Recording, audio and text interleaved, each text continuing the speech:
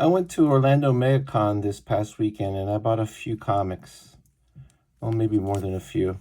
Anyway, I'm going to do videos about what I got. So I hope you enjoy it. And maybe if you have any questions, or actually if you have any comments or info about any of these series, I'd really appreciate it. Thanks. We're going to go through the books that I got for $1. First is Ditko's World Static. This is part of an anthology or collection, actually, of Ditko's independent work. I never knew this existed. I just saw that it was Ditko, opened it up, saw that it was black and white Ditko. This is not Mr. A. This is like maybe Mr. A's close cousin. But I'm always fascinated by this era of Ditko after he left mainstream comics just to do his own weird, unusual, singular, independent work. So hard to pass up Ditko, because at this stage of his career, he could still draw pretty well. And just as time has gone by, I've been more fascinated with this era of Ditko. So easy pickup for $1. Next, I got Star Reach Classics. Never heard of this either. Apparently, Star Reach was a magazine that was published from in the early 70s, I think 70, 74 or 74, 78. Had a lot of guys that went on to do bigger things, go to Marvel, whatever. So this is just a reprint that came out in the 80s. And has a story by Jim Starlin. Early Jim Starlin, which I like. I didn't like the style he morphed into, that big chunky style later on. Maybe this is just harder to draw, but I like this style a lot. This is reminiscent of the Marvel stuff he did when he was first there. Pretty cool. There's a 4-page color story by Dave Sim. And then here's a story written by Neil Adams, drawn by Frank Sirocco. Not familiar with that. Art's pleasant enough. It's in good shape. Hard to pass this up for $1. Next, I got Marvel Fanfare number 43. The only reason I got this book is because this is another early work by Mike Mignola about the Submariner. I talked about one of his, I think is probably his first work for a major publisher, that was included in the first volume of Marvel Fanfare Omnibus Volume 1. So I really liked that, and I thought it'd be kind of cool to check out early Mike Mignola. And then there's a forgettable looking Fantastic Four story. And then there's a portfolio with Brian Murray. The early Mike Mignola is the reason to get this. It's $1. Next, I found Renegade Comics, Renegade Romance, number 1. The reason I got this was because the cover's by Beto. Beto doesn't do any work in here. But I just love this cover so much that I picked it up. The only creators that I know of that are here, Mario Hernandez, Jaime and Beto's brother, does a story here, written and drawn by him. And then later on, there's an adaptation of a Russian story by Trina Robbins. Again, for $1, it's got a low barrier to not pick up. Next, I picked this up. This is Children of Fire by Richard Corbin. I didn't realize until I started doing some research for this video that this is actually collected in the 3rd volume of the Richard Corbin books that Dark Horse has been coming out with. I just saw $1. I saw Richard Corbin, full color, really nice shape. Didn't know if it was collector or not. But again, for $1, I think it's worth it. If I like it, I can always pick up the book. I really like the way the color comes on this paper. Just a big fan of Richard Corbin's work. And staying on the Richard Corbin theme, I picked this up. Richard Corbin Solo. Solo was a early 90s anthology series. DC did, I think, 2 volumes of 6 issues each, where they just basically gave it to a creator and said, these are stories that you're making. They can be, mostly were written and drawn by the creator. In this case, it's Richard Corbin. I know this has been collected as part of the trade, but there's a lot of guys whose work I'm not really enthused about. in the collection. Richard Corbin, nice quality paper, good printing. Very hard to pass this up. Next, I got Conan Saga #3. Now, these were reprints that I think were done in the early 80s. These are black and white reprints. They reprinted the early Barry Windsor Smith and Roy Thomas Conans. I'm not a big fan of Roy Thomas, but it's hard to pass up this beautiful work, even in black and white, by Barry, well, at the time, Barry Smith, early in his career. This is issue 10, 11, and 12, I think. Just really cool to see this work. Just really enjoy it. Windsor Smith is one of the few guys that I will just get there, and if it's cheap and I don't have it, I'll pick it up because I love their work that much. And these books usually run for a little bit more. I just wanted to read it, so it's in good enough condition for me. Next, something that I've never seen before. This is Heartburst by Rick Veitch. In the early 80s, Marvel was publishing these Marvel graphic novels. I think they published like 60 of them. And creators from all over the map. Now, Rick Veitch's early work I was exposed to in the first issues of Epic Illustrated. And I always liked that weird, underground, kind of oddball sense of humor, but really good cartooning, really good, interesting storytelling. And so this is a graphic novel he did. He did 3 for Marvel under their Epic line. I think he did Heartburst, he did Abroxis, and then he did The One. And it's in really good shape. Cover's a little beat up, but other than that, really good shape. This looks really interesting. I think this will be good to read. It'll be a lot of fun. Can't pass up for $1. And then my best and favorite dollar finds. And now my favorite find from the dollar bins was a large stash of Epic Illustrated. Epic Illustrated is something that came out, only people that were like early in the Gen X line are familiar with. And for those of you who don't know, this was Marvel's attempt to compete with heavy metal. And so this debuted in 1980, lasted 34 issues, published bi-monthly. They featured people who worked in superhero comics, but also people did sci-fi comics, people did independent comics.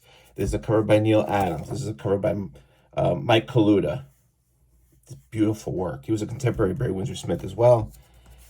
Speaking of which, cover by Barry Windsor Smith, P. Craig Russell, another Mike Kaluta, and just various artists. Really high quality, slick paper. Just interesting stories. It wasn't as wild and weird as, let's say, a heavy metal could be. But this is where I first got exposed to Steve Bissette and Rick Veitch, Jim Starlin. Just some really beautiful work here. Just really gorgeous. Yeah, I know it's stained. I don't care. I paid $1 for it. It's gorgeous. What is this? Yeah. So it's an interview with Barry Windsor Smith. I like reading Barry Windsor Smith interviews because he was pretty unfiltered. Just like I said, these are reading copies, so I'm excited to have them just to read them. These were easy to get and inexpensive, and then during the speculative boom, it became a book that was very expensive, hard to find, and now I think it's gone back to the price it should be. So I was able to get 1, 2, 3, 4, 5, 6, 7, 8, 9, 10, 11 issues for $1 each. Very happy with this. So those are my dollar books. I'm going to continue on with the Oversized magazine style comics and Oversized trades that I picked up. These were not for $1. Okay, so I found more issues of Epic Illustrated. There was a $1 version. It was pretty beat up. I decided to get this one bag that was bagged and boarded. It's really nice condition. This is probably the most expensive of all of them, but it has this beautiful Richard Corbin cover. I've always loved this cover. And as you can see, just really gorgeous art on the inside. Another Rick Veitch story. P. Craig Russell articles. Archie Goodwin. Howard Chaykin. Just great stuff. Pick this up, as well as this, and this, and this, and this issue with the Barry Windsor Smith cover, and has some stories by Barry Windsor Smith as well. So I was really happy to get an additional, I'm going to say five issues. So now I have 16. I basically almost have half the run of Epic. So now the mission is to get the rest of them over time. I picked this up. This is Star Slammers. This is another one of these Marvel graphic novels that they were publishing. The only reason I got it is because it was by Walter Simonson. This is early 80s. This is when Walter Simonson was like at the peak of his powers. I think he was on his Thor run. Just really great stuff. Just really great art. A lot of action. You know, like I said, this era of Walt Simonson is by far the best art-wise. And it wasn't very much money, so I picked it up, and I'm hoping I like it. I know I'm going to definitely just enjoy looking at the art. Another Marvel graphic novel that I picked up, Killraven. And the reason I picked this up is because the art is by P. Craig Russell. Don McGregor was a pretty decent writer. He had a good run on Jungle Action, writing Black Panther stories. But as you can see, big fan of P. Craig Russell's work, especially that, like I said before, that late 70s, early 80s era. So just got that for the art. And lastly, I got this, the heavy metal adaptation of the movie 1941. And if you're not familiar with this, Steven Spielberg was a hot young director. He had done Jaws, he had done Close Encounters of the Third Kind, and then he came up with a movie called 1941, starring Jim Belushi and a bunch of Hollywood, like well-known Hollywood actors. The movie was a flop. This was the comic adaptation, and apparently the comic adaptation has nothing to do with the movie. This is adapted by Alan Asherman, and it was drawn by Steve Bissette and Rick Veitch. This is not politically correct. This is kind of a weird underground flavor. It pushes a lot of boundaries. The funny thing is that the introduction is by Steven Spielberg, but if you go online, you'll find a letter that Steven Spielberg wrote back in the day, a typewritten letter to Heavy Metal, basically saying that the comic was not in tune with the movie, and that when he saw the black and white version, he thought it was okay, but something about the color version. I think there's a lot of kayfabe. I think that he just knew the movie was going to be a flop, and for some reason kind of distanced himself, although he did give praise to Bissette and Veitch being great artists. But he kind of just dissed the book. Now, I'm not going to really open this because I'm concerned about something that I'm going to find. But this is like a wild story. It's infamous for that. So I picked this up. It wasn't a bad price. It was pretty inexpensive. And I'm looking forward to reading this. I love this unhinged type of Rick Veitch, Steve Bissette work when they got together and did stuff. And that's it for the magazine size. And while I was there, I posted a couple pictures that said I was at Megacon. A friend of mine, Thony Aiyupi, who I've been following on Instagram, and let me lift this up a little bit. I've been following on Instagram for a couple of years. He was there. He said, "Hey, I'm here. I'm at table so-and-so. Why don't you look for me?" So I found him, and I picked up some of his stuff. This is he has an art school. He's an independent cartoonist. This is anthology of horror. Look kind of interesting. Picked this up. I like the big magazine size a lot. He's out of Jacksonville. And I also picked this Risqué comic. Sort of like an underwater horror. And this zine.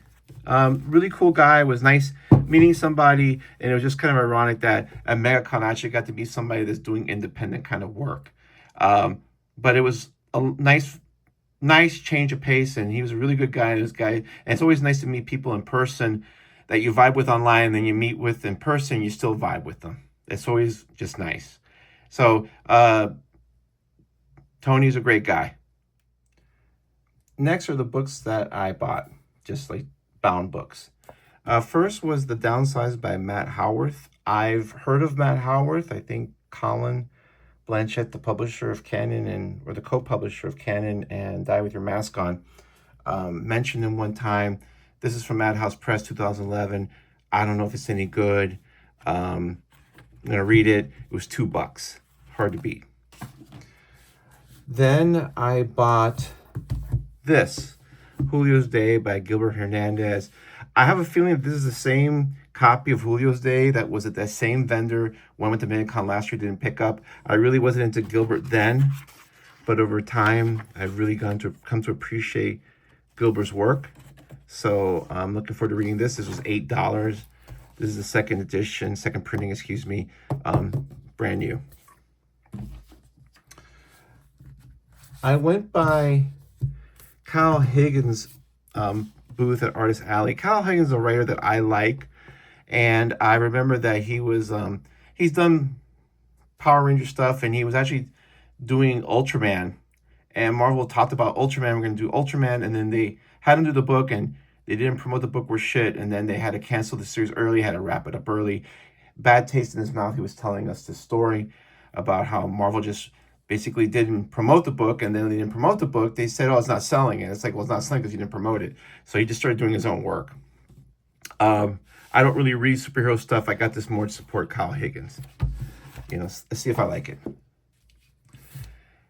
Then I went to one exhibitor, and they had just comics.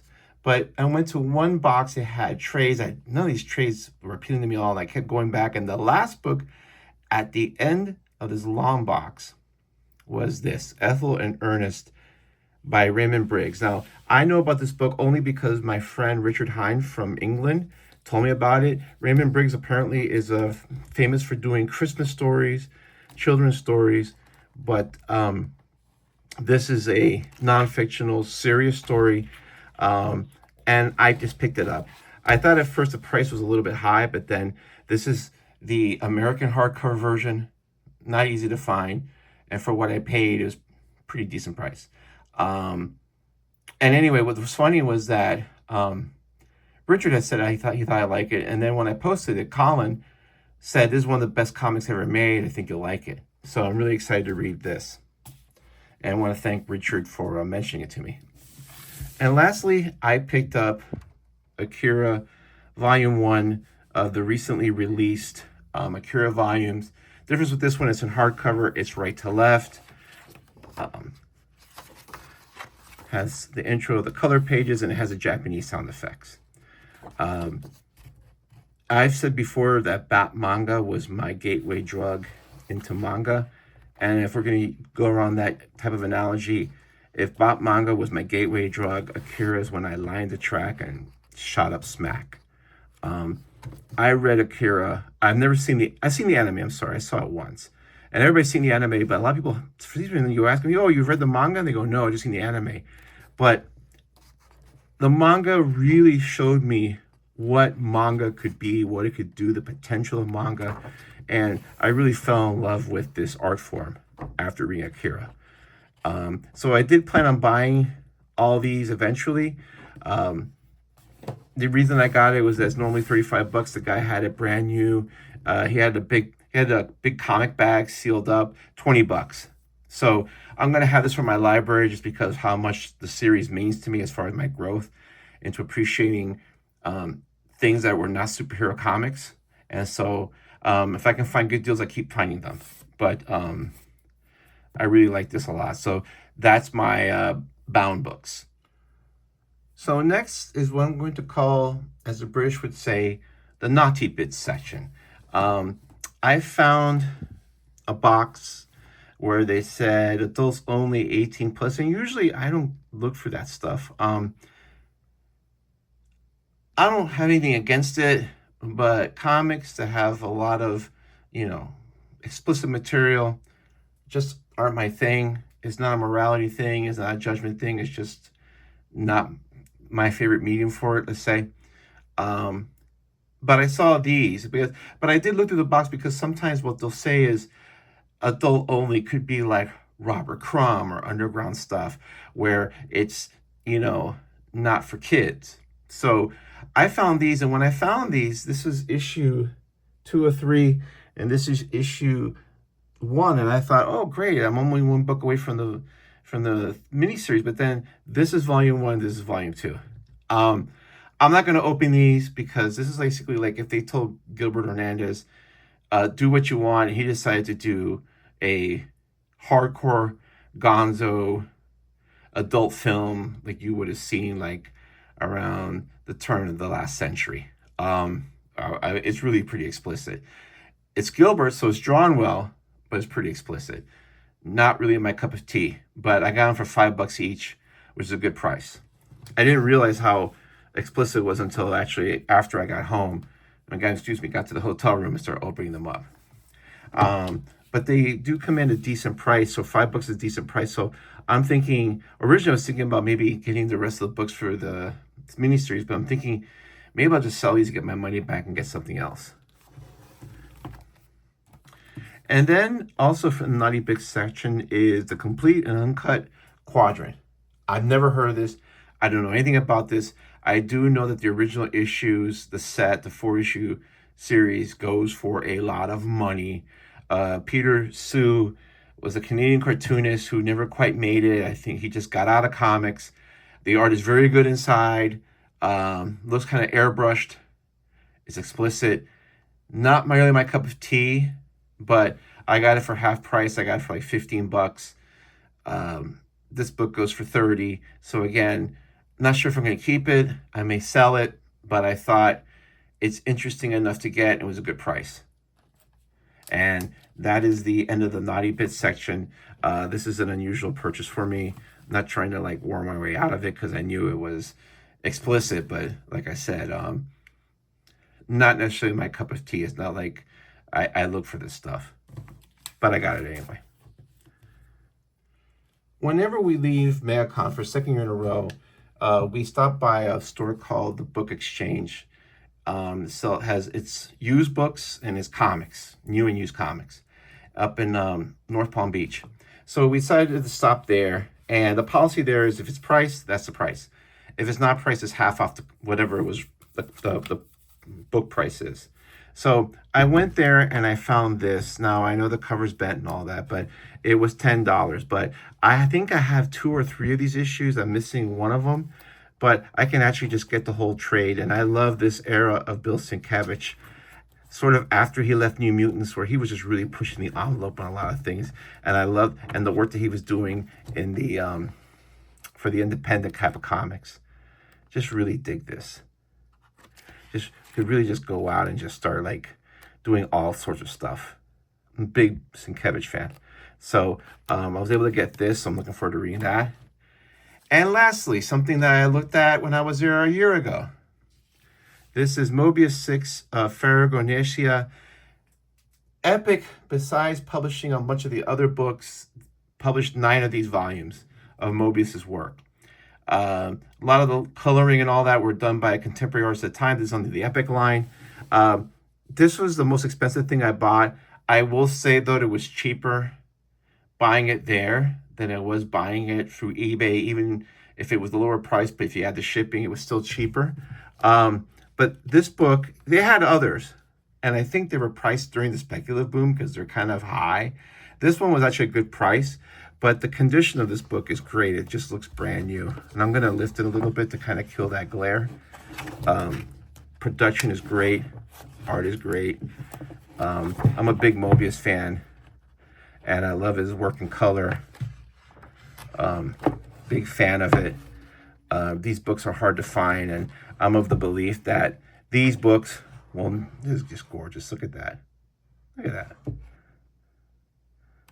Look at that. Let me see. Look at this stuff. I'm a big believer that none of this work will ever be republished again. I know that the Moebius estate, different people own different properties. I just don't think that there's enough will to actually go through and reprint this stuff. So I think that if you find it and you can afford it and it's at a fair price, you ought to pick it up, because you can never say never, but I don't think it's going to be published. So that's it. That's what I picked up over the weekend. Pretty good prices overall. Didn't go too crazy. I spent a little bit more than my budget, but I didn't buy autographs. I didn't buy photo ops and a lot of other things. So it's just the comics. Anyway, I hope you enjoyed all this. Please leave comments below. Thanks.